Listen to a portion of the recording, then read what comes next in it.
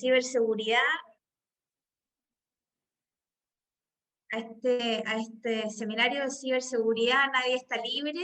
Mi nombre es Soledad Lama, gerente general de Comaco y miembro de la corporación G100, y una corporación que se dedica a fomentar el emprendimiento en Chile, y con miembros del G100 hemos querido organizar este seminario para poder trabajar en conjunto, aprender lo que está pasando con el cibercrimen en Chile y el mundo, a propósito de lo que le acaba de pasar a Comaco, que ustedes lo pueden encontrar ampliamente detallado en las redes sociales. Tenemos 3 speakers de lujo el día de hoy, que les agradecemos mucho su tiempo por estar con nosotros y haber preparado esta presentación. Igal, Oscar y Daniel. Entonces, en primer lugar, voy a presentar a Igal. La agenda que tenemos para hoy es 15-20 minutos máximo cada speaker, y al final vamos a dejar las preguntas para no robarle tiempo al último speaker, ¿no? Y pensamos demorarnos 1 hora, y si las preguntas están muy, muy interesantes, quizás nos extendemos después de las 11. Entonces voy a dejar con ustedes, voy a leer aquí mi ayuda a memoria que tengo, porque es muy largo el currículum de cada uno de los speakers. Entonces tenemos con nosotros a Igal, perdí tu nombre, Igal, espérame, tu apellido, porque tengo acá tu nombre nomás, pero bueno. Igal es Neymar. CEO de... ¿Tenés tu apellido ahí puesto en tu Sí, presentación? Está puesto Igal Igal Neyman, ¿se alcanza a ver? Dale. Ya, perdona, es que tengo aquí como el nombre de pila y no busqué para arriba, perdón. Ya, Igal Neyman es CEO de Sentinel RegTech, socio de Foco TI y director ejecutivo de DTC Security. Esta última es una firma consultora especializada en riesgos y soluciones en ciberseguridad, con presencia en varios países de la región. Igal tiene una destacada trayectoria en cargos gerenciales en Chile, Brasil y Estados Unidos, en empresas como McKinsey & Company, Banco de Chile, American International Group. También en la empresa Camanchaca. En esta última cumplió además por 4 años el rol de presidente del Comité de Salmón de Chile, una campaña público-privada para promover el salmón chileno en Brasil. Cuenta con un MBA en la Universidad de Nueva York. Junto con lo anterior, ha sido profesor de estrategia, negociación y precios en los posgrados y MBA conjuntos de la Universidad de Chile con la Universidad de Tulane.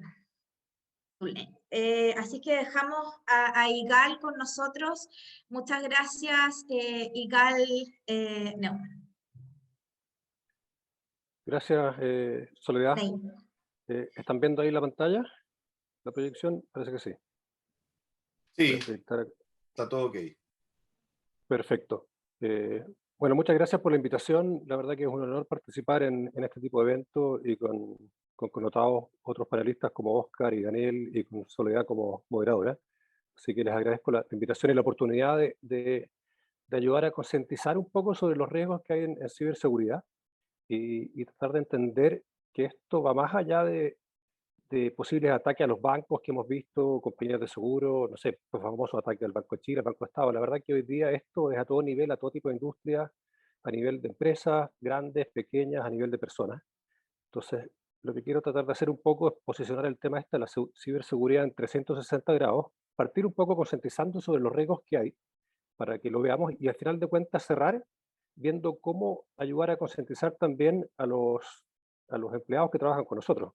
Porque al final de cuentas, el hecho de concientizar permite que los empleados, los usuarios finales, que son el eslabón más débil de la cadena, como voy a mostrar después, pasen a ser la primera barrera de defensa. Déjenme mostrarles primero, este es el concepto que deben conocer, una típica matriz 2x2, una matriz de riesgo, cuando uno hace el análisis de riesgo, en que ve, por un lado, la probabilidad de ocurrencia de algún evento, por otro lado, el impacto potencial de algo, y según eso ve el nivel de riesgo que puede tener. Y esta es una matriz que hace todos los años el World Economic Forum, en base a encuestas a líderes de opinión. Esta es lo el que sacaron el año pasado, y vamos a ver cómo aparece el nivel de riesgo de los ciberataques, que se van a sorprender. Si se fijan, acá, esto, el cuadrante lo más arriba y a la derecha, en los que tienen mayor riesgo, mayor probabilidad de ocurrencia, mayor impacto, fíjense el nivel de cosas que aparecen. O sea, aparece desastres naturales, desastres hechos por el hombre, pérdida de biodiversidad, clima extremo, y dentro de ese nivel de riesgo aparecen los ciberataques, a ese nivel. O sea, es comparable prácticamente con la suma de todos los riesgos naturales medioambientales, comparable con la suma de los terremotos, maremotos, inundaciones.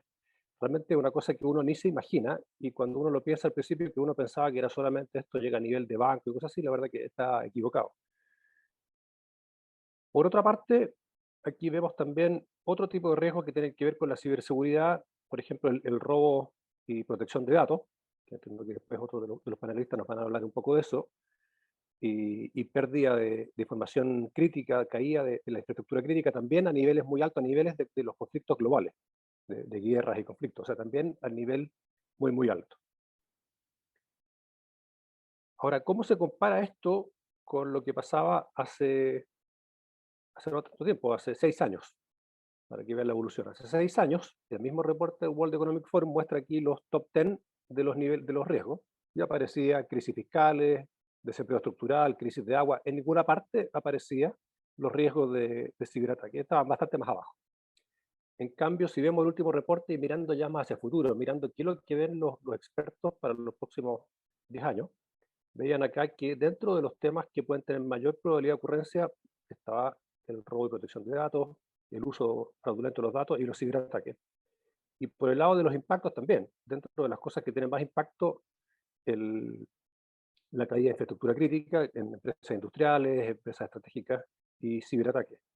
Entonces realmente es un tema para tener en cuenta.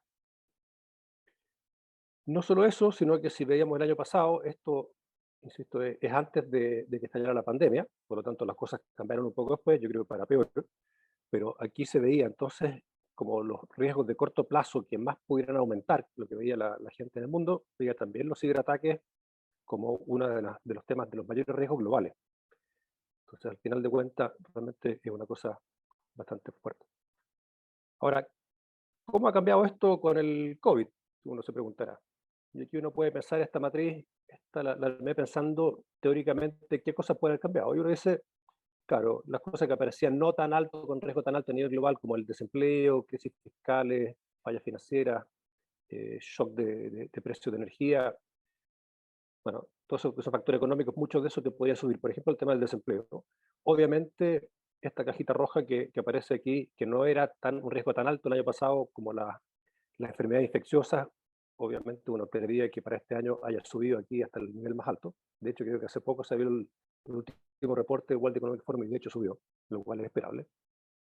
Por otra parte, hay algunas cosas que uno esperaría que también hayan bajado, por lo menos en el corto plazo. Por ejemplo, los desastres naturales hechos por el hombre, como la gente no podía salir. Vimos todos alguna vez fotos en Venecia, como ya los canales se limpiaron, Santiago de repente apareció sin smog, bueno, cosa que puede ser de corto plazo, no necesariamente a largo plazo, pero efecto de la pandemia. Pero cuando uno piensa cómo afectó la pandemia a la ciberseguridad, y aquí yo diría que estamos más expuestos que nunca.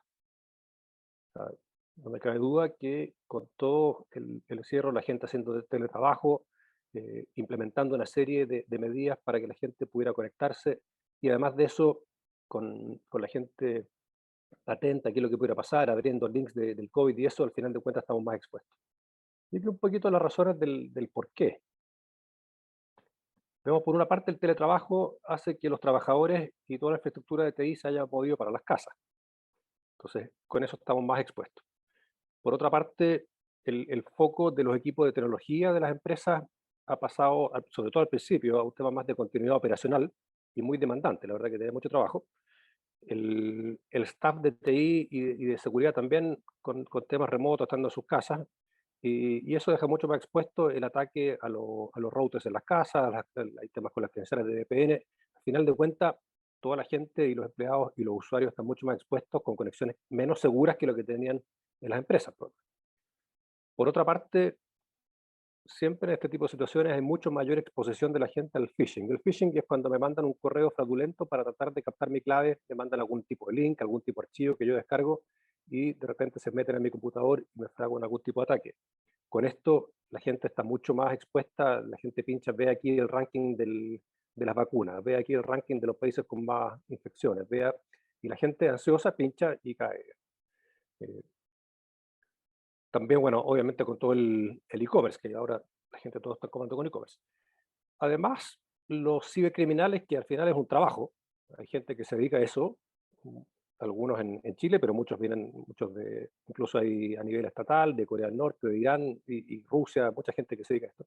No descansan y no tienen escrúpulos, han atacado incluso a los hospitales. Hemos escuchado casos que han parado hospitales y les cobran un ransomware después, los hospitales llenos con el COVID y los atacan igual, les da lo mismo. Y ha ido cambiando un poco la tendencia de los ataques también de una cosa que antes se llamaba shotgun, de una sola vez, me tratan de atacar una vez, a un ataque más multietapa, en el cual pasa por distintas etapas. Primero pueden infectar un computador, tratar de robar las credenciales, de ahí pueden algún tiempo después hacer movimientos laterales, moverse del computador de la secretaria al computador del gerente. Entonces, esto no es que un día me atacaron y se acabó, esto puede ir gradual, y ya cuando la gente está con las defensas más bajas, como vemos el guardia aquí en la foto, al final de cuentas me permite que los atacantes vayan fraguando el ataque con tiempo y en el momento menos esperado van y me atacan. Y la verdad que no solamente a los bancos, como decía al principio, puede ser a empresas chicas, a la gente, hoy día la verdad que es bastante fácil hacerlo.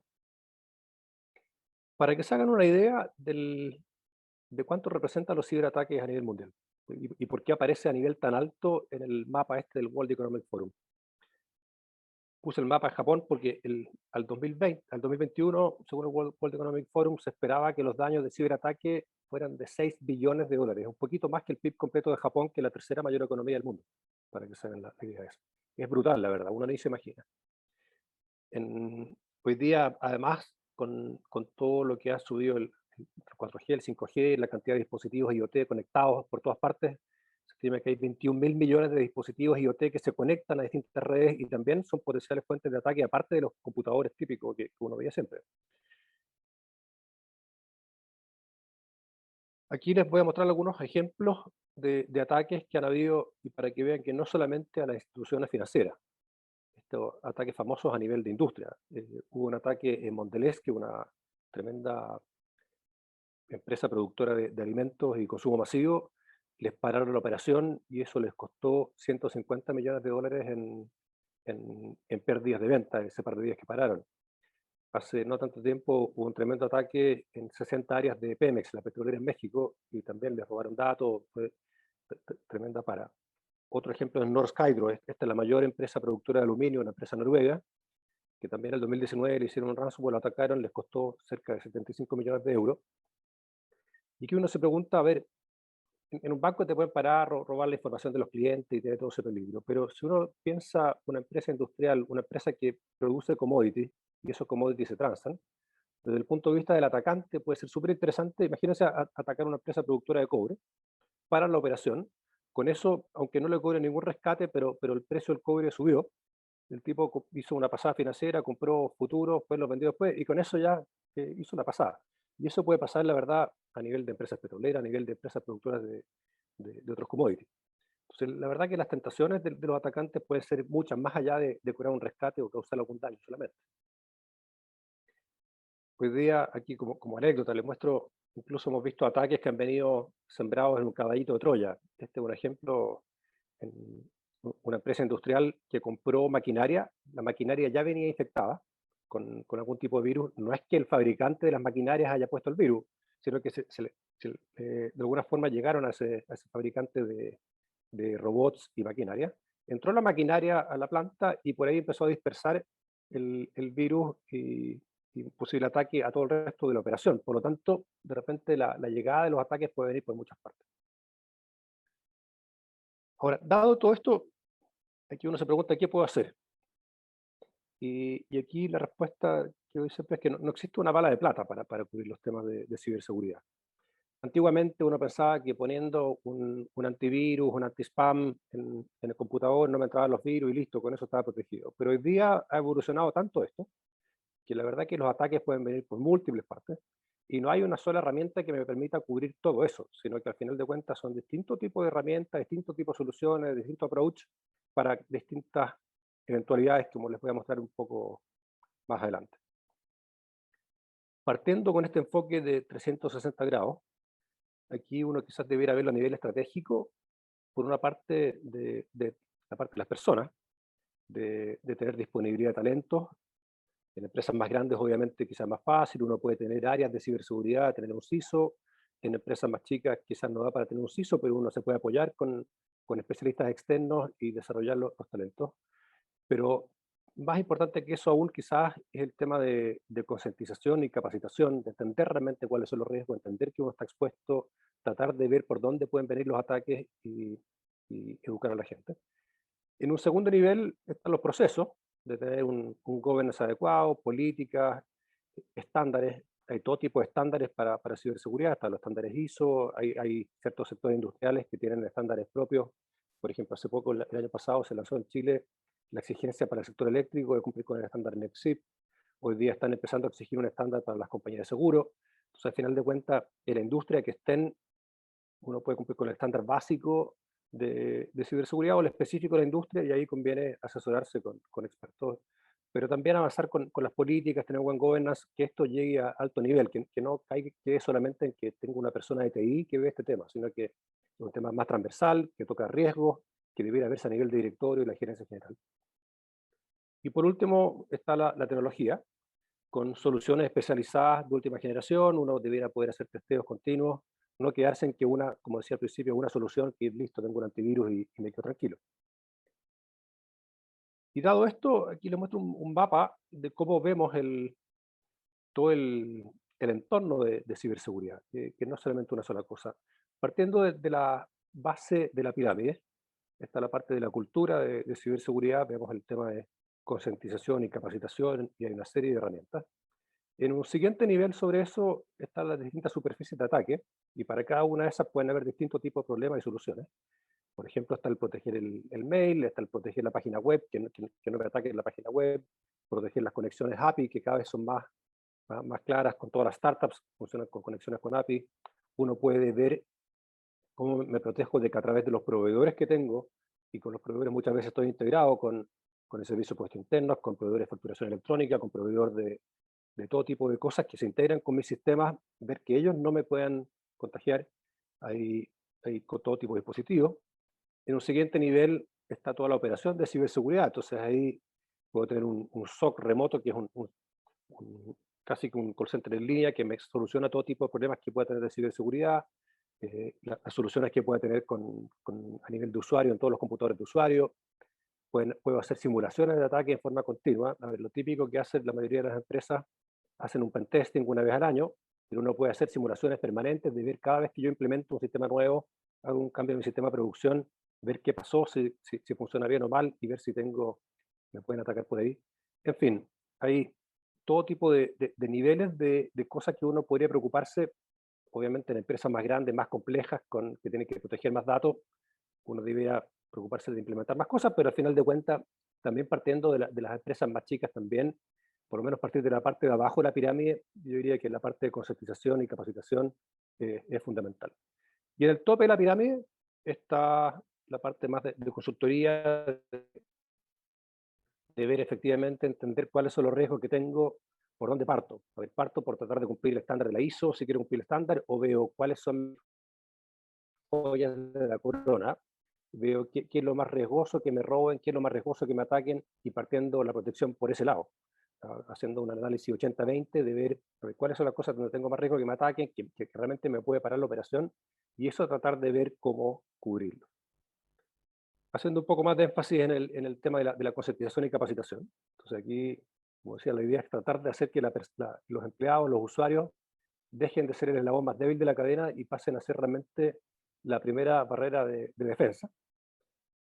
Y para eso aquí un ejemplo, una cosa con la que hemos trabajado con hartas empresas grandes y chicas, incluso con fundaciones a nivel gubernamental, con sistemas de capacitación ya prehechos, ¿no? Aquí no hay que reinventar la rueda, no hay que empezar a desarrollar tanto contenido, hay cosas que hay en el mercado. Toda una cosa con la que trabajamos, por ejemplo, en el cual tenemos módulos interactivos para concientizar a los usuarios, en que toman un curso al mes con toda esta temática, por ejemplo, riesgos del uso de correo electrónico, cómo cambiar las claves, uso seguro de aplicaciones móviles, varias de esas cosas que son a nivel empresa, otras que son a nivel, incluso sirven a nivel personal, y eso se puede lo complementamos en esos casos con ataques simulados de phishing y ransomware, a ver cómo reacciona el usuario una vez que se le genera ese ataque y le llega un phishing simulado, si el tipo cae y vemos que el 50% de la gente al principio cae, te puede llegar una alerta instantánea de decir, oye, aquí caíste, te damos este tip, no vuelvas a caer, con newsletters periódicos que te van recordando ciertas cosas, con una certificación de la gente. Y esto la verdad que es una cosa que puede ser mucho más barato de lo que uno piensa y me permite capacitar a la gente y además dejar a la gente, no solamente mejorar el nivel de seguridad de la empresa, sino que además le doy algo a la gente que trabaja conmigo. Y lo otro a nivel de todas las empresas que uno puede hacer, esto igual que en el robo de las casas, robo de los autos. Al final hay gente que trabaja haciendo ciberataques.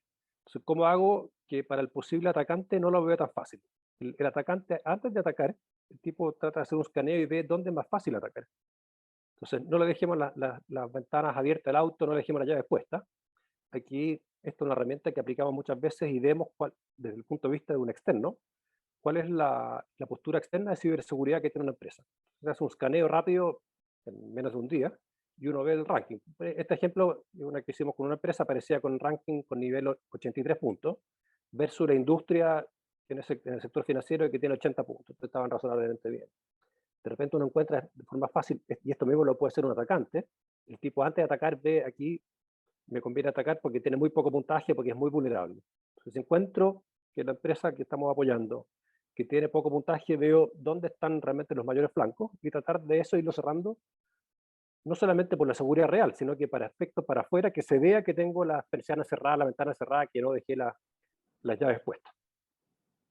Entonces, eso en beneficio del tiempo y dejando al otro speaker, pero tratando un poco de mostrar un poco los grandes riesgos y qué es lo que veo a nivel general, empresas grandes, chicas, cómo apoyar a tratar de concientizar en este tema.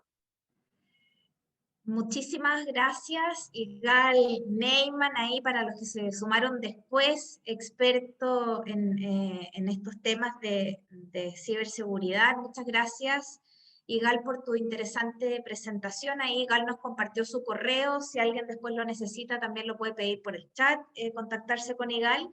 Ahora los voy a dejar con Óscar Molina.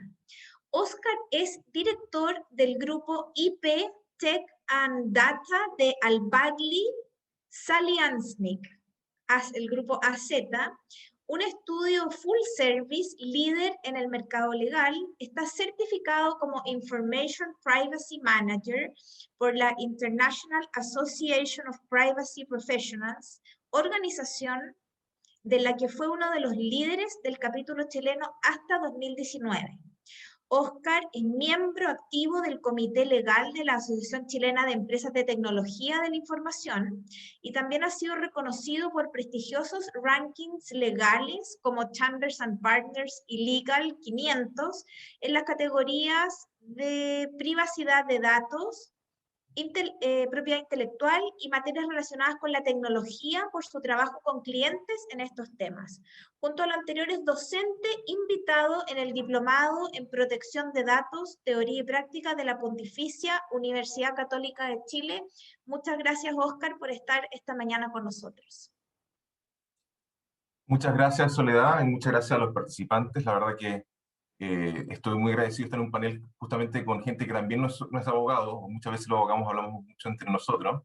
Entonces es bonito tener alguna diferencia ahora en cuanto al contenido y al punto de vista que vamos a ver distintos tipos de este fenómeno de la ciberseguridad, que como bien dijo Igal, es más extenso que simplemente el cibercrimen, sino que se extiende también a los estándares que tenemos con los trabajadores, con los clientes, etc. Quiero compartirles una presentación que tengo. Déjenme un segundo acá. Ven mi presentación, ¿cierto? Entonces vamos, perfecto. Entonces les quiero comentar, quiero hacer un paso hacia atrás, en el fondo decirle un poco como país, cómo estamos en el tema de regulación respecto a ciberseguridad. Porque una cosa es hablar del fenómeno técnico, de los perjuicios que eso puede producir al negocio, la continuidad del negocio, y otro también tiene que ver con los riesgos legales asociados. O sea, un poco el cambio que ha pasado en los últimos años a nivel mundial es que antes un fenómeno o una vulnerabilidad de ciberseguridad producía algún daño en el día a día, en el desarrollo del negocio, pero no había mayores consecuencias tal vez a nivel legal, salvo por reglas muy generales. Ahora los gobiernos, incluyendo el gobierno de Chile y el Estado de Chile, ha buscado justamente regular este fenómeno, y por lo tanto ahora tienes una doble responsabilidad. Por un lado tienes la responsabilidad con tu negocio, que este no se vea perjudicado por una vulnerabilidad, y por otro lado también la responsabilidad que tienes ya en un punto de vista legal con ya sea con la autoridad o a nivel ya judicial. Haciendo un poco de memoria, para los que no saben, no están involucrados en este tema, Chile tiene una política nacional de ciberseguridad, que nació en 2017, y ya el próximo año concluye su ciclo. Y la política nacional se compone, porque todavía está vigente, de 41 medidas. ¿Ya? Esas 41 medidas todas tienen que ver en relación a cómo podemos potenciar en Chile la ciberseguridad, la seguridad de tratamiento de información, y es una iniciativa público-privada. Ahora, de esas 41 medidas, yo aquí rescaté las que sostengo que son las más relevantes en cuanto a la tramitación que han tenido. Cuando hablábamos, en primer lugar, de una tramitación de la nueva ley de datos personales, eso es algo que se inició en 2017, pero lamentablemente no ha tenido mayor avance desde hace un par de años ya, pero que yo sospecho, y así estimamos todos nosotros, que seguramente el próximo año ya deberíamos tener una nueva ley de datos personales, una ley sobre ciberseguridad para consolidar la institucionalidad y manejo de incidentes de seguridad informática. Eso se refiere a que, junto con la ley de datos personales, que es un tipo de información, vamos a tener también un marco regulatorio respecto a ciberseguridad, transversal a todas las industrias. Se actualizará también la normativa sobre delito informático, eso sí está avanzando, y estos puntos muy importantes han nacido una exigencia distinta, estándares diferenciados según industria, y eso vamos a ver que eso es algo sí que ha habido avanzado en los últimos años. Y finalmente, para quienes se desempeñan en el mundo público, también ha habido una actualización respecto al decreto Supremo 83, que tiene que ver con la seguridad de la información interior del Estado. Ahora, dicho eso, como bien sostuve, hay varias iniciativas que no han dado a luz, pero sí ha habido un desarrollo a nivel regulatorio de industria, ¿no? Luego vamos a ver un mayor detalle cuáles han sido estos desarrollos regulatorios y estas responsabilidades regulatorias que tenemos como empresas activas en el mercado. Pero todas tienen los siguientes como puntos en común. Por un lado, todas las normativas a nivel regulatorio tienen una necesidad de involucrar a los directorios. Y los directores tienen que estar informados. Las personas o la persona designada responsable del tema de ciberseguridad tiene que tener relación directa con el directorio, y no simplemente o es una posición que está de alguna manera escondida entre las decenas o cientos de posiciones que hay en una empresa grande, sino que esto tiene que ser una relación directa que se informe de manera periódica al directorio. Todas también estas regulaciones implica hacer un inventario de activos críticos, incluyendo datos personales. Entonces eso también implica hacer una revisión exhaustiva de cuáles son mis activos en mi industria y en mi empresa específica que yo estoy manejando. Hay obligaciones de reporte de incidentes, y eso es transversal a toda industria. La verdad que la idea primordial es que un incidente de ciberseguridad esté informado tanto el regulador como eventualmente también la persona afectada bajo ciertas circunstancias. Por tanto, también toda industria tiene que tener algún tipo de mecanismo de reporte de incidente y ya puesto de manera concreta para que se pueda seguir adelante y pueda cumplir nuestra obligación. Existe un involucramiento de más de una autoridad de control, y eso también es un punto muy interesante, que vamos a ver que no solamente estamos esperando que surja un SAR de ciberseguridad o un SAR de datos personales, sino también a nivel de industria específica, la autoridad normativa, ya sea el CERNAC, ya sea el CMF, ya sea el Ministerio de Salud, va a tener algún tipo de involucramiento y relación respecto al control en temas de ciberseguridad. Por otro lado, el plan documentado de gestión de riesgo es algo que es común a todo tipo de industria, como vamos a ver enseguida.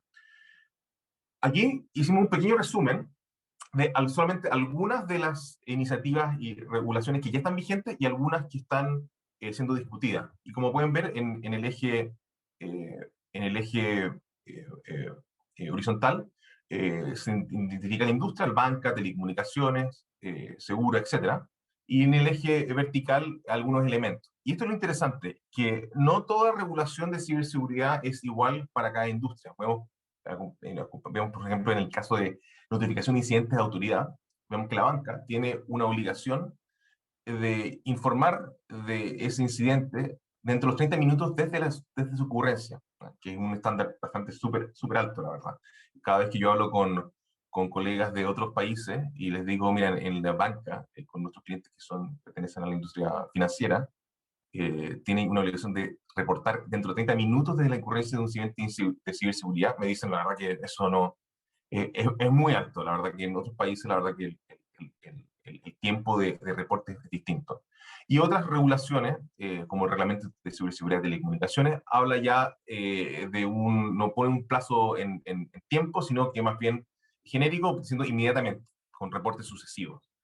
Y así también algunas nuevas regulaciones también han tomado la iniciativa de la industria financiera, y también 30 minutos de ocurrencia desde el minuto que se detecta. Esto para estar seguro. En su minuto estaba cuando se hizo esta presentación, estaba en la propuesta de reglamento, ahora ya es reglamento. Aquí, ¿qué no está? De hecho, falta, como decía Igal, hay también un reglamento respecto a la industria eléctrica, también hay un reglamento en discusión respecto a casinos y juegos. Lo mismo con respecto a telemedicina. Si yo soy un proveedor de salud y estoy entregando servicios de telemedicina, también hoy la Subsecretaría de Salud también tiene un reglamento respecto a los estándares de ciberseguridad respecto a ese punto. Y también se ha hablado, pero yo no tengo conocimiento que se haya presentado, de un estándar también regulatorio respecto a la industria minera.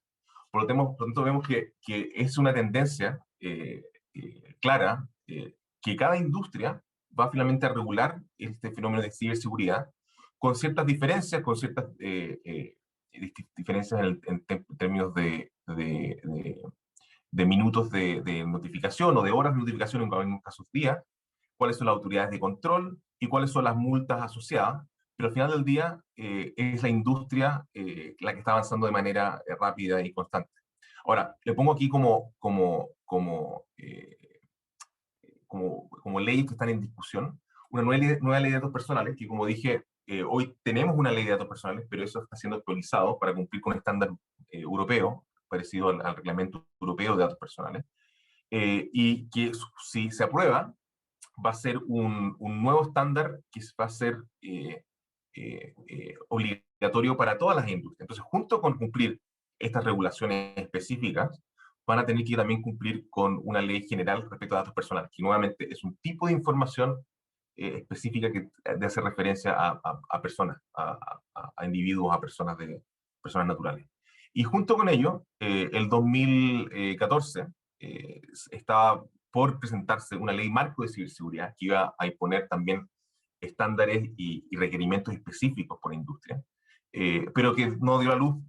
Vino el estallido, después vino la pandemia, y la verdad que al final quedó para, tal vez seguramente para el próximo gobierno, pero también eso ya estaba en vísperas de ser presentado y con ciertos estándares bastante rigurosos. Entonces, esto les quiero dar una pincelada respecto a qué es lo que tenemos ahora, qué es lo que se viene, y al final del día, ¿cuál es la pregunta que nos tenemos que hacer nosotros como profesional que se desempeña en una empresa y tienen que, de una manera, responder a este fenómeno? Entonces, yo dividiría el tema como en dos fases. Diría una fase previa, ex ante, que de una manera hay ciertas medidas técnicas que yo tengo que cumplir, y en eso Igal y seguramente Daniel se pueden explayar, y estos saben de manera bastante más precisa lo que lo puedo yo tener como abogado, pero siento estándar técnico, y hay varios estándares que seguramente ellos van a comentar de manera precisa. Y eso te da un benchmark externo. Uno puede saber cómo uno va en este tema, dependiendo de justamente el benchmark que haya hecho con algún tipo de medición. La normativa sectorial, uno tiene que tener claro a cuál es mi industria. Pertenezco a la industria minera, pertenezco a la industria de telecomunicaciones, pertenezco a la industria de medicina. Dependiendo de eso, va a ser justamente mis obligaciones y notificaciones obligatorias, cuáles no van a ser obligatorias, la distinción de tipo de información que yo tengo que tener definida y hacer un inventario respecto a esa información, y cumplir con ciertas medidas de training and awareness, de conocimiento y de capacitación a mi personal, no solo a personas externas, sino también a mis trabajadores. Y esto se complementa también con la normativa general. Aquí ya hablamos respecto que haber una ley de datos personal que ya existe, como dije, pero que va a ser modificada, y una ley de marco de ciberseguridad. Entonces, eso es para tener en consideración previo al incidente de ciberseguridad. ¿Y qué pasa posterior? Y cuando ya eso ya ha sucedido, de una manera, yendo nuevamente en estos conceptos, hay estas medidas técnicas, voy a necesitar un informe forense, algo que me pueda acreditar lo que está pasando o lo que pasó, para yo justamente tener una idea clara de lo que está pasando, de que fui víctima exactamente. Hay una arista penal, y esto es interesante porque muchas veces el fenómeno de ciberseguridad se ha visto simplemente como un tema de delito informático, y una querella contra el responsable, qué sé yo, pero la verdad que es un fenómeno mucho más extenso, que tiene muchas más aristas, que comprende muchos más tipos de fenómenos, como bien señalaba Igal. Por lo tanto, el tema de penal va a seguir adelante, uno va a tener que tomar las medidas del caso, pero al final, como abogado, lo que tenemos claro es que no basta con simplemente tener una buena querella o ver este fenómeno desde un punto de vista penal, sino que un punto de vista técnico, regulatorio. Nuevamente, la normativa sectorial implica también regular la relación que yo voy a tener con la actividad sectorial. Por ejemplo, yo soy una empresa que se desempeña en el sector del retail. El CERNAC va a tener algún tipo de capacidad de monitorear y de responsabilidad al respecto. Yo voy a tener que regular esa relación, ver cómo yo informo a esa autoridad.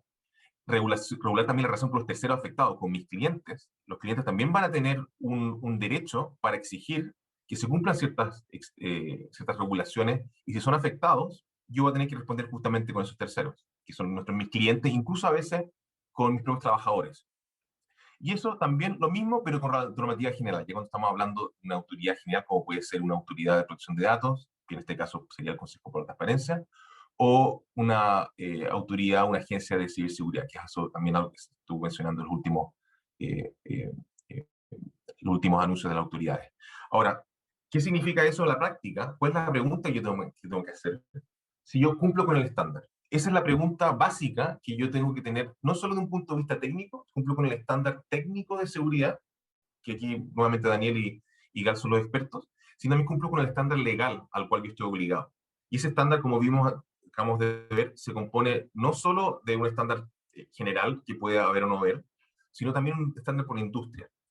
Y justamente el hecho de que haya tantas industrias diferentes y cada industria esté de alguna manera evolucionando en cuanto a las exigencias que se autoimponen, que nos lleva también a una otra gran pregunta que todavía no tiene resolución o todavía no podemos responder, que tiene que ver con este latinazgo, perdón por el latinazgo, este non bis in idem. ¿Qué significa para los que no son abogados? Es un latinazgo, un aforismo en latín que significa literalmente no doble sobre la misma cosa. Es decir, que yo no puedo ser sancionado por los mismos hechos dos veces, ¿no? Y eso tiene aplicación práctica sobre todo en derecho penal, que justamente hay fenómenos que se dan que una persona podría eventualmente ser condenado o si está mal aplicado el derecho, recibir una doble sanción por un mismo hecho, ¿no? También en temas federales, en temas también de medioambiental, también es algo que un principio que se aplica. Ahora, ¿qué significa eso en la práctica para nosotros, que estamos hablando de ciberseguridad?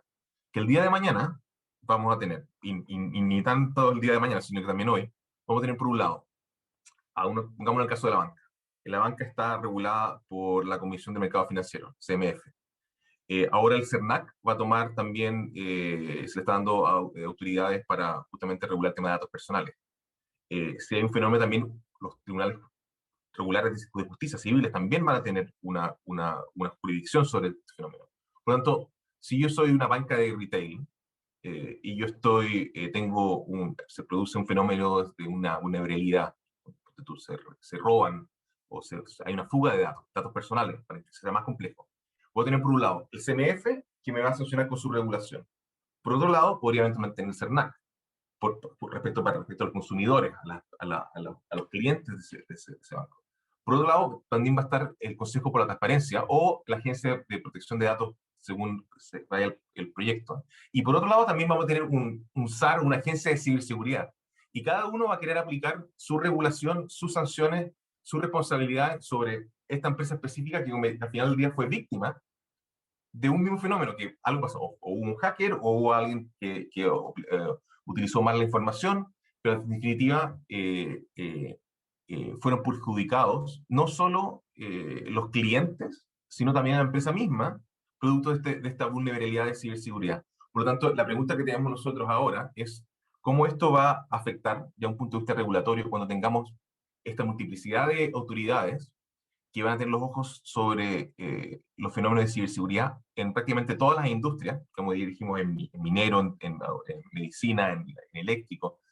Y eso es una pregunta que estamos recién resolviendo, pero lo que tenemos claro es que hay que armarse de una manera ahora con ciertos estándares, no solo técnicos, sino también regulatorios, y buscar protección, por así decirlo, a nivel regulatorio para yo justamente adelantarme al estándar y saber que lo estoy cumpliendo.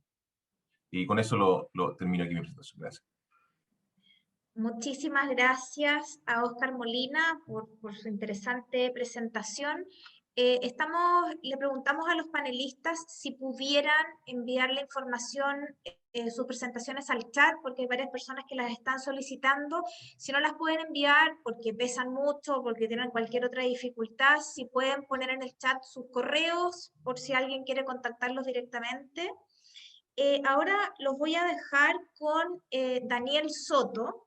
Daniel cuenta con más de 10 años de experiencia en materia de ciberseguridad y seguridad de la información. Actualmente es responsable de ciberseguridad para Naturgy Chile, liderando la estrategia de protección y defensa para todos los activos de la organización, abarcando personas, procesos y tecnologías de la información. Esta gestión considera los entornos de tecnologías de la información como también las tecnologías de operación.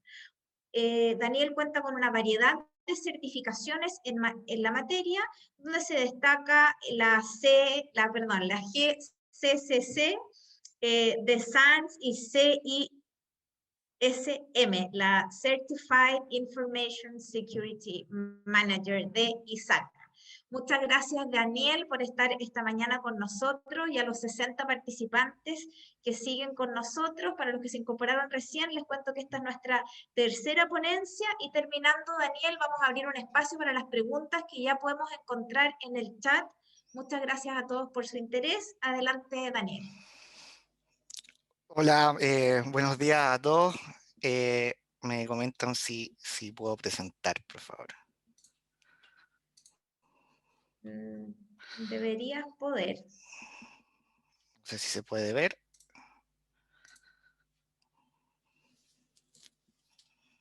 Sí. ¿Se ve? De Albagli. Sí, perfecto, perfecto. Se ve perfecto. Bueno, comenzando quisiera agradecer la invitación y bueno, avancemos.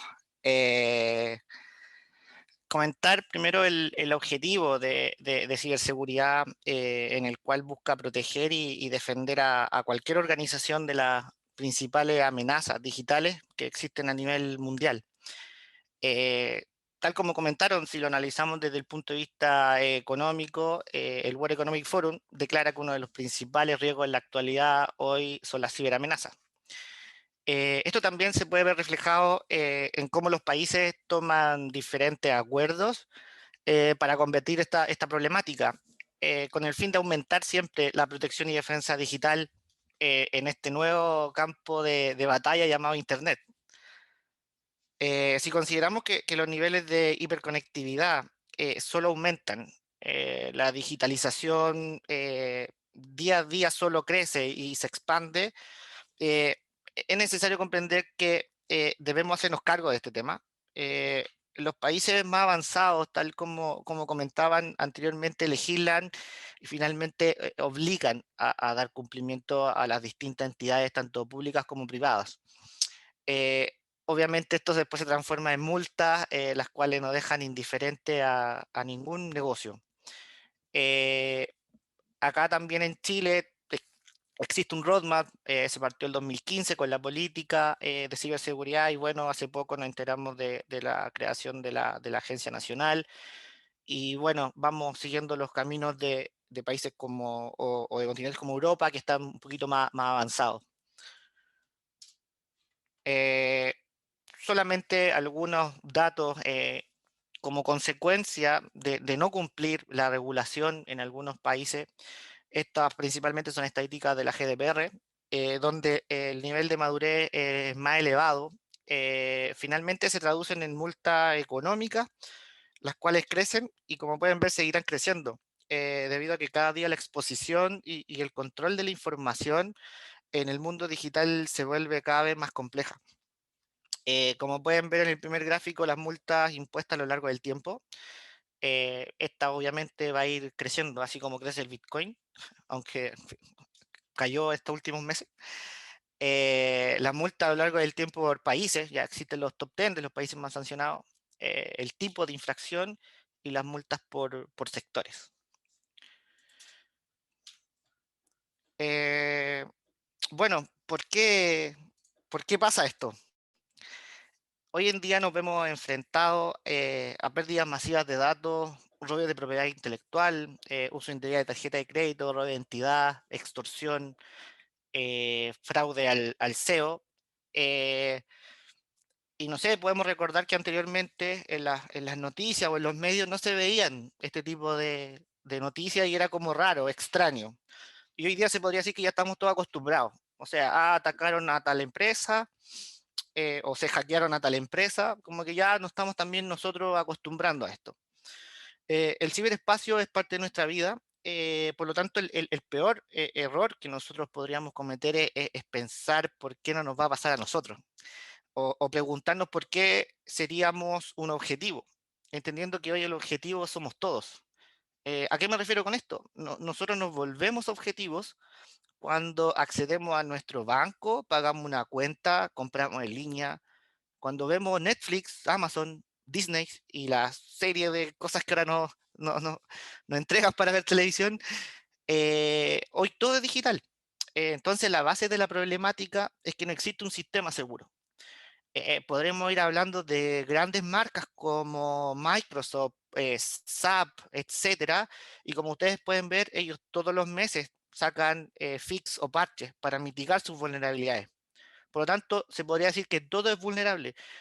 Hoy día los Smart TV, por abajo es 0 y 1 y hay código detrás. Si no hablamos de los smartwatch, que tal vez estén utilizando usted en este momento. Eh, por lo tanto, todos podemos ser víctimas, ya que existen millones de ataques que no son dirigidos y solo buscan el caiga quien caiga. Y también existen otro tipo de ataques más específicos y sofisticados que precisamente debemos tener en cuenta, porque ponen en riesgo no tan solo a usuarios o a empresas, sino que también ponen en riesgo la seguridad de todos nosotros como ciudadanos, y obviamente en algunos casos pueden llegar a comprometer la seguridad de un país.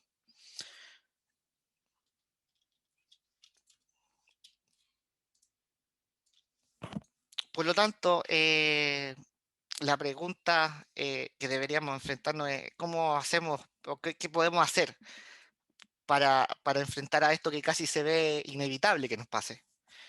Bueno, hasta el momento la única forma de poder ayudar a los negocios y a los países sobre una de las principales amenazas en la actualidad es crear una estrategia de protección y defensa digital basada, tal como comentaron, en estándares, en modelos, que principalmente nos darán una guía, una ruta a seguir, y nos permitirán medir el nivel de madurez de nuestra organización en el ámbito de ciberseguridad.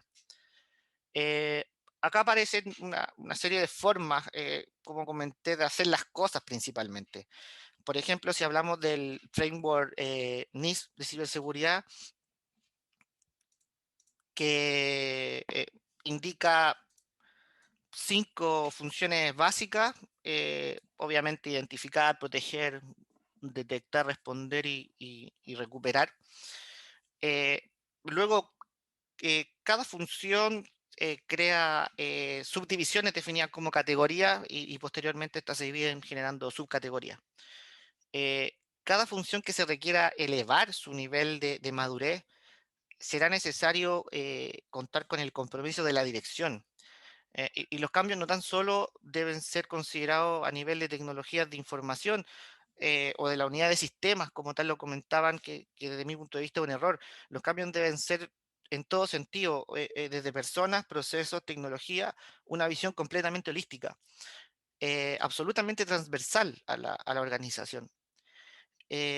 Pasando a otro modelo de protección y defensa digital, como los syscontrol o los Critical Security Control, donde existen 3 pilares bastante definidos. Me refiero a controles básicos, fundamentales y organizativos.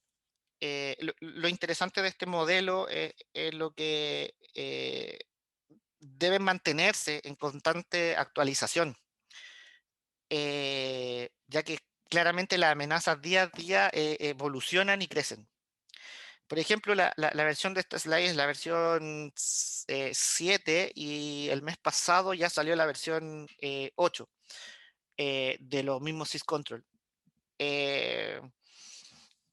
Existen, y una de las cualidades de los syscontrol es que existen 3 grupos bien definidos para implementar estos estándar o esta buena práctica que permite priorizar la implementación de los controles, y esto ayuda a empresas no tan solo de gran tamaño, sino que cualquier tipo de empresa a poder tener un punto de partida. Toda empresa debe comenzar con el grupo 1, que define esto como la seguridad higiénica o la seguridad básica, que son subcontroles mínimos de defensa cibernética que toda empresa debería aplicar para estar esto como protegido de los ataques más comunes. El segundo grupo añade 74 subcontroles adicionales al grupo 1 y en este grupo ya se pueden observar variables como dependencia de tecnología específica que cuente la organización, ya con experiencia de especialistas implementando y configurando correctamente este tipo de tecnología.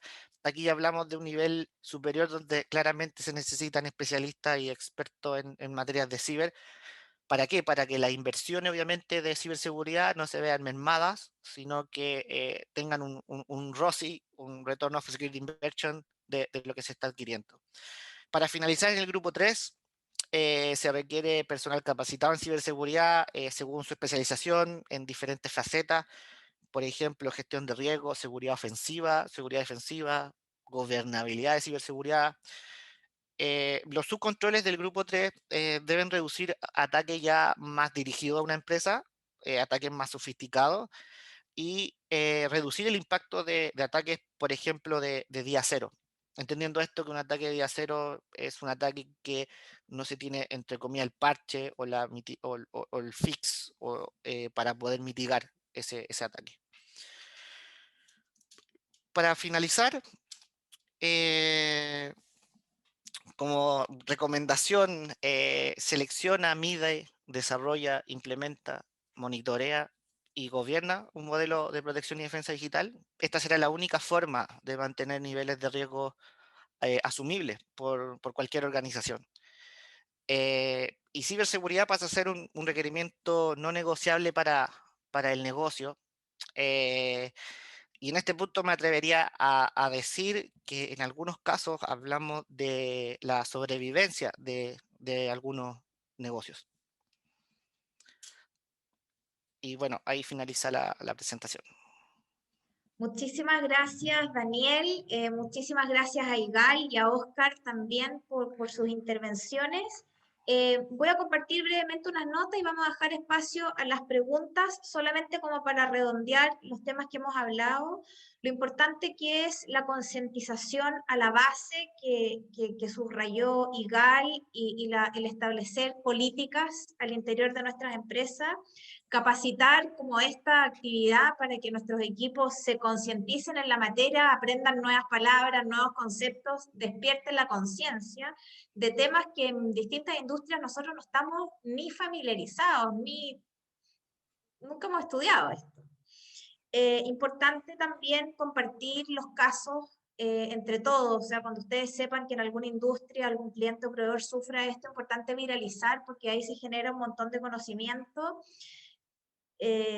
Generar querellas que se puedan ir agregando información, como lo hemos hecho en el caso Comaco, que parte una querella y uno la hace pública, digamos, y las otras víctimas van alimentando de información, porque esto es lo que podemos hacer los ciudadanos contra el crimen, o sea, lo menos que podemos hacer es avisarle a la autoridad y querellarnos en contra de los responsables y ojalá armar unas querellas integradas donde se puedan ir sumando varios casos.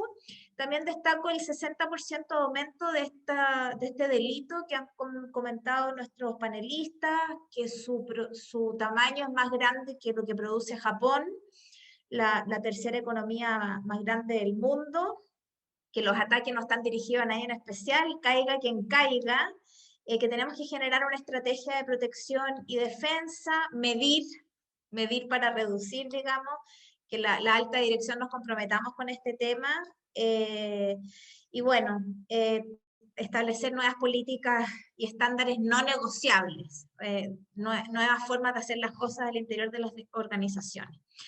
Bueno, compartidas esas notas, voy a hacerle las preguntas que tenemos acá en el chat para los panelistas. Primero, pregunta para Óscar Molina. Dice, ¿la implementación del convenio Budapest, Acuerdo Internacional para el Combate del Cibercrimen, ya es un hecho? Es la primera pregunta. Óscar, si puedes abrir tu micrófono.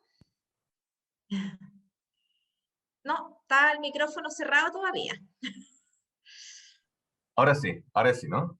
Muy bien. Perfecto. Ya, ahora sí. Buena pregunta. Mira, la verdad que no. O sea, justamente, nosotros ya tenemos una ley de delito informático, que es de los años 90. La verdad que era un momento previo a la masificación de Internet. La verdad que está muy mal, no está adecuada al fenómeno de cibercrimen que tenemos ahora. Y justamente el convenio de Budapest se implementa a través de la adaptación, de la actualización de esa normativa de delito informático que está todavía en proceso de legislativo, está en tercer trámite constitucional, es decir, está saliendo del horno, pero todavía no ha sido promulgado o sido aprobado. Entonces, por lo tanto, en estricto rigor, a través de esa aprobación de esa ley que se implementa el convenio. Por lo tanto, no es efectivo que esté implementado. Pero lo que yo quiero, en fondo, rescatar también de esa pregunta, que es bien importante, el fenómeno de ciberseguridad no se acota en el cibercrimen, no se acota en el hecho que puede haber alguien con un ánimo malicioso de hacer daño en un base de datos o en un sistema informático. La verdad que, viendo la estadística, la gran mayoría de los incidentes de ciberseguridad se producen muchas veces por negligencia de las propias personas que tratan esos datos. Alguien se llevó un pendrive que no tenía que llevarse, alguien accedió a una base de datos que no debía acceder, no había una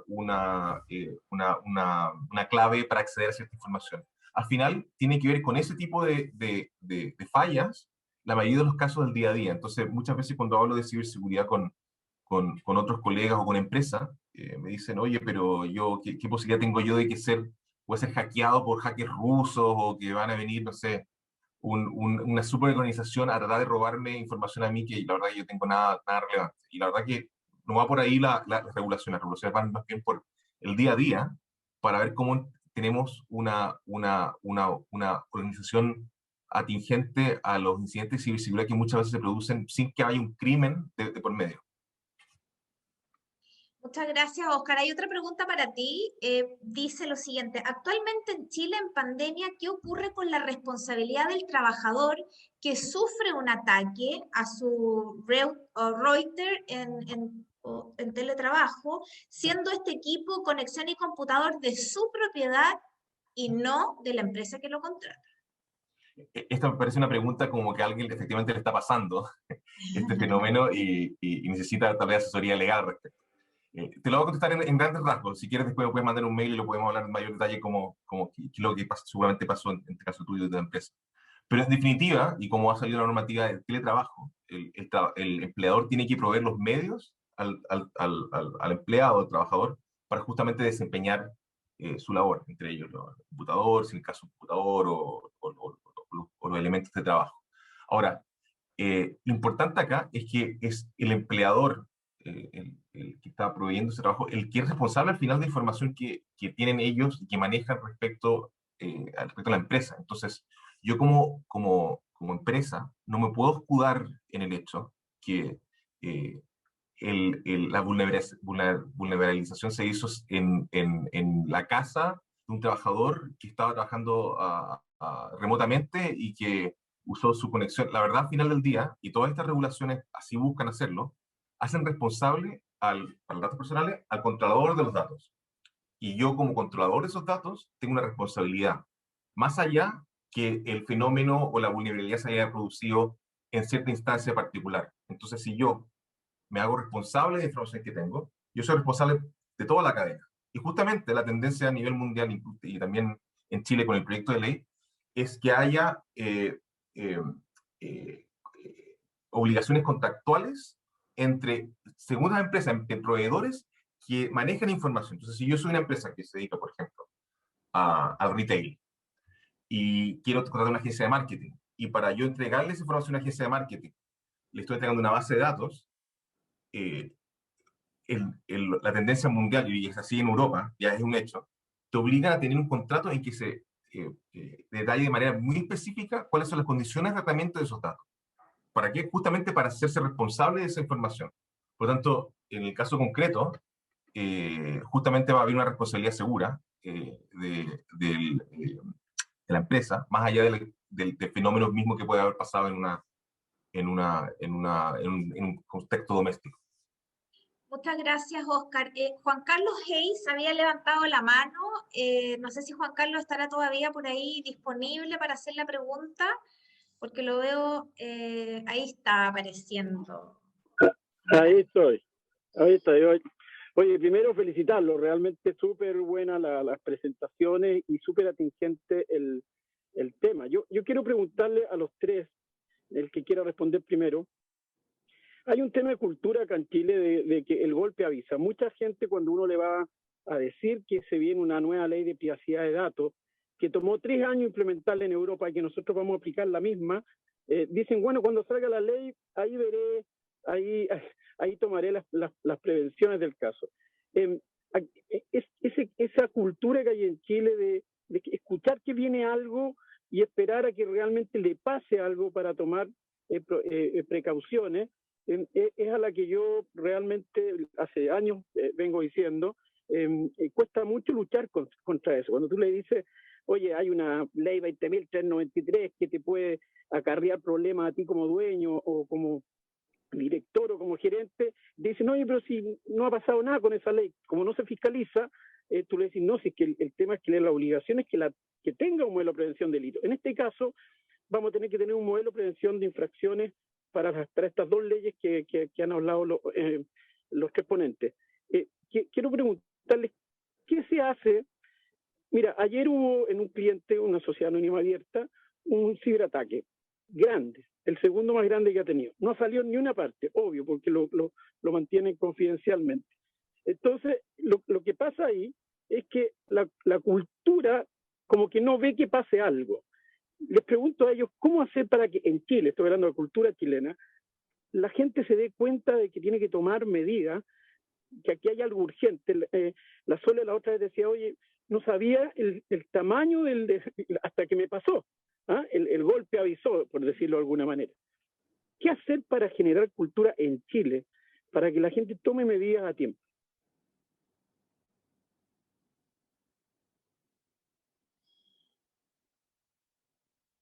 Oscar.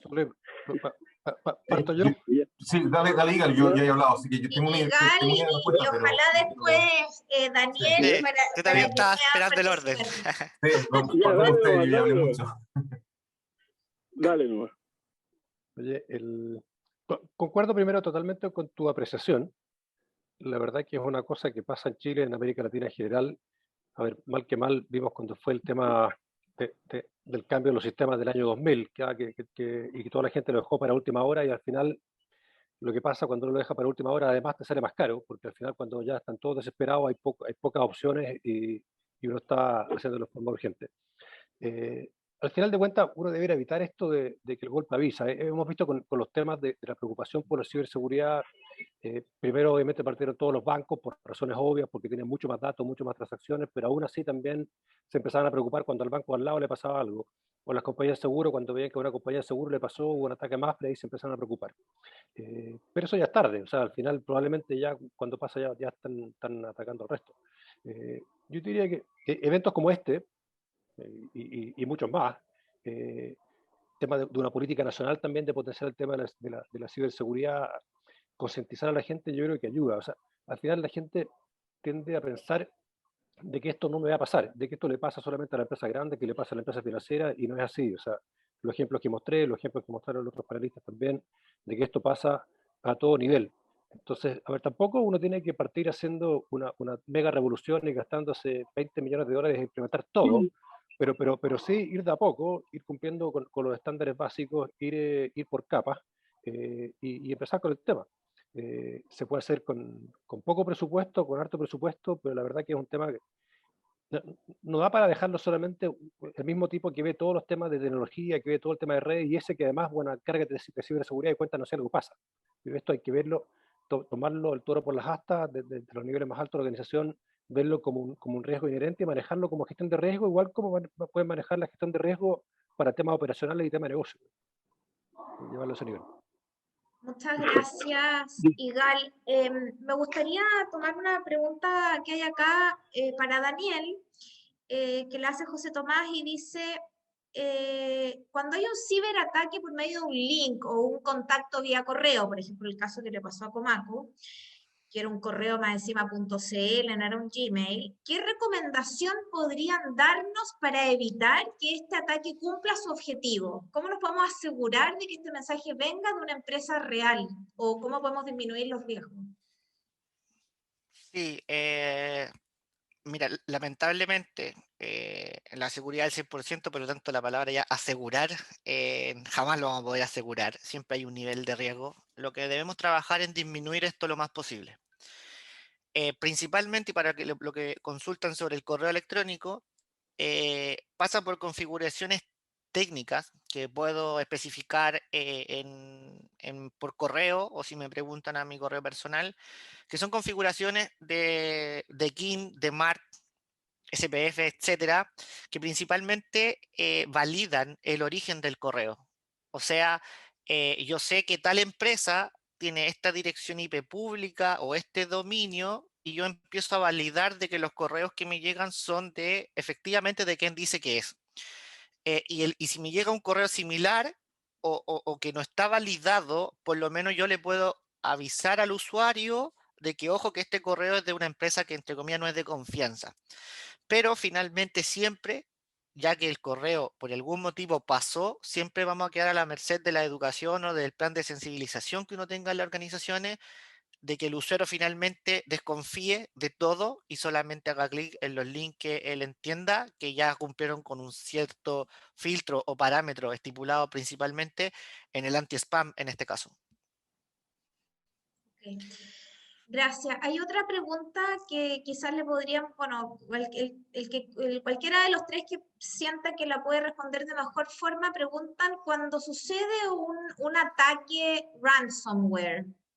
¿Cuáles son los pasos a seguir? Porque esta persona que sufrió el ataque fue a Carabineros, la mandaron a la PDI tenía un horario no 24/7, digamos, y que además le dijeron que si era un ataque al extranjero no había nada que hacer. Entonces, en el fondo, las personas que son víctimas de ataques de este tipo, ¿qué es lo que tienen que hacer? ¿Alguno de los tres que sienta que puede recomendar? Puedo comentar general, pero principalmente hay procedimientos y protocolos súper claros dentro de las organizaciones. Eso es el punto uno. Normalmente, o lo que o lo que se aplica claramente, las personas ya empiezan a identificar, saben que le van a pedir un rescate, etcétera. Entonces hay maneras ya más o menos de identificar qué es un ransomware. Ahí principalmente el punto uno es desconectar ese equipo de la red, porque lo que buscan los atacantes principalmente es secuestrar tu organización, no secuestrar un equipo, sino que mediante, nosotros le llamamos el movimiento lateral, toman el control lo más rápido posible, ojalá de tu directorio activo, que es lo que gobierna todas las cuentas de tu sistema. ¿Para qué? Finalmente para secuestrar tu organización y pedirte un rescate. Entonces, lo primero, sí o sí, y siempre, es desconectar al equipo de la red y obviamente dirigirse al equipo de sistema o de seguridad para que lo analicen.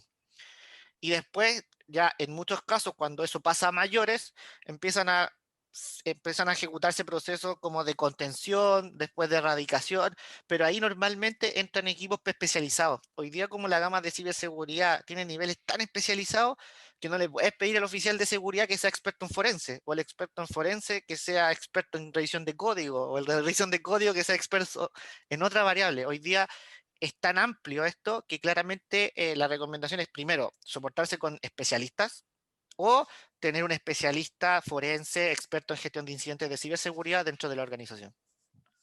Perfecto. Espero poder haber ayudado. Me gustaría complementar la respuesta de Daniel, un punto de vista de lo que soy yo, que soy un abogado, y un punto de tener en claro cuáles son, al final del día, mis obligaciones respecto a un incidente de ciberseguridad. Y en ese sentido, no todos los ransomware son iguales, en el sentido que hay que tener, un punto de vista legal, claro, ¿qué es exactamente lo que me tienen de rehén? O sea, me están extorsionando con revelar cierta información mía, con borrar cierta información que tengo, mía o de terceros, de mis clientes, o ya a nivel personal que, no sé, hackearon la cámara de mi computador y tengo imágenes privadas tuyas. Porque esa distinción de qué es exactamente lo que tienen de rehén también implica saber cuáles son mis responsabilidades. Cuando no es lo mismo decir que yo por un ataque de ransomware perdí literalmente millones de dólares porque no sé, hackearon y robaron literalmente dinero, a sacaron datos personales, a sacaron información privada de una o dos personas, imágenes privadas, por ejemplo, o sacaron a otro tipo de información específica. Entonces yo lo primero que tengo claro es cuál es la amenaza concreta a la cual yo estoy siendo sometido, y según eso yo también puedo saber cuáles van a ser mis obligaciones ya a nivel legal, no solo respecto a personas afectadas, que si yo soy, por ejemplo, dueño o director o CEO de una empresa, que voy a tener cierta responsabilidad respecto a ese ataque, también con respecto al regulador y respecto a las personas afectadas. Como bien decía Daniel, él hablaba de que se ponía en jaque la organización entera, no solamente una persona. Y eso a su vez crea una responsabilidad respecto a la organización entera. Y yo como CEO o como presidente del directorio voy a tener una responsabilidad también respecto a la información que está siendo tomada como rehén en este contexto. Muchas gracias, Oscar. ¿Puedo complementar solo? Sí, por rapidito? supuesto, por supuesto. Solo para llegar, a ver, yo creo que es bien difícil ponerse los zapatos de la empresa puntual a la que le está pasando, porque el nivel de riesgo lo conocen solo ellos. Sí, solo hacer énfasis en, ayuda mucho aquí el tener una política de gestión de incidentes definida con anterioridad. Cosa de cuando pasan estas cosas, tratar de pensarlo con la cabeza lo más fría posible y no la cabeza caliente, ¿no? En la medida que uno tiene el manual, la política ya definida en el directorio, tiene un comité de crisis que participa y no solamente una persona, entonces es más fácil abordarlo. Ahora, siempre obviamente hay que evaluar la situación puntual en ese momento y asesorarse con expertos, pero teniendo esta política de antemano, te ayuda tanto para que un ataque ransomware, para otro tipo de ataque, y ver cómo el manual de procedimiento, cómo reaccionar. Perfecto. Claro, volvemos a lo mismo, a la importancia de empezar a establecer políticas, averiguar cómo lo podemos hacer mejor, cómo podemos mejorar la concientización y la capacitación de nuestros equipos. Yo, en honor al tiempo, les agradezco a todos, especialmente a nuestros panelistas, por haber estado con nosotros, a Igal, a Oscar y Daniel. Si ustedes se fijan en el chat, están compartidos los correos, está el de Oscar, está el de Igal, me faltaría tu correo, Daniel, si es posible que lo puedas compartir. Lo pueden tomar ahí para hacerles preguntas a ellos directamente. Ahí está el mail de Daniel, lo acaba de poner. Mi correo personal también lo voy a poner acá para todos, por si alguien tiene alguna pregunta, por si quieren organizar quedó con alguna inquietud de organizar algún otro seminario en este sentido, si quedaron preguntas sin resolver. Les agradezco su tiempo, le agradezco al G100, como siempre, la estructura, el espacio, la organización y la difusión. Les deseo un súper bonito día a todos, buena semana, y que sigamos construyendo comunidad y apoyándonos entre todos para hacer frente a una de estas dificultades como es la delincuencia organizada, digamos, en este caso el cibercrimen. Así que un abrazo cariñoso para todos. Muchas gracias a todos, muchas gracias a ti, Sole, también por moderar este espacio, y muchas gracias a nuestros speakers y asistentes. Que tengan un excelente día. Muchas gracias, Rose. Chao.